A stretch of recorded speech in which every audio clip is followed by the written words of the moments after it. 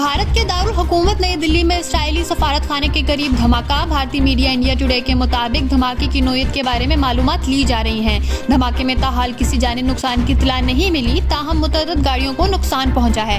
भारतीय मीडिया के मुताबिक दिल्ली की पुलिस ने वाक़े की तहकीकात शुरू कर दी हैं। धमाके वाली जगह को खाली करवाकर सिक्योरिटी एहलकारों को तैनात कर दिया गया है। बारूदी मवाद फुटपाथ के नीचे छुपाया गया था। आरएसएस के गुंडों का मुजाहिरीन पर हमला, किसानों का वापस जाने से इनकार। भारतीय पुलिस किसान मुजाहिरीन का धरना खत्म करवाने में नाकाम हो गई तो मोदी सरकार ने गुंडे मैदान में उतार दिए। मकामी अफराद के भेस में आरएसएस के गुंडों ने मुतअद्दिद मकामात पर मुजाहिरीन पर हमला किया।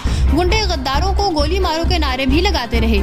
तफसीलात के मुताबिक पुलिस और सिक्योरिटी फोर्सेस पर भरोसा खत्म हो गया तो मोदी सरकार ने अहम काम के लिए गुंडों की मदद हासिल कर ली। गुज़िश्ता रात नई दिल्ली के बाहर मुख्तलिफ मकामात पर धरना दिए बैठे किसानों को बार बार एहतजाज खत्म करने की वार्निंग दी गई। किसान रहनुमाओं ने जालिमाना कवानीन खत्म किए बगैर वापस जाने से इनकार कर दिया। दिन चढ़ते ही आरएसएस के गुंडों को मकामी अफराद के भेस में मैदान में उतारा गया, जो गद्दारों को गोली मारो के नारे लगाते जलसा गाह में दाखिल हुए। आरएसएस के गुंडों ने किसानों के खैमे उखाड़ दिए, मुजाहिरीन को डंडों के जोर पर मुंतशिर करने की कोशिश की।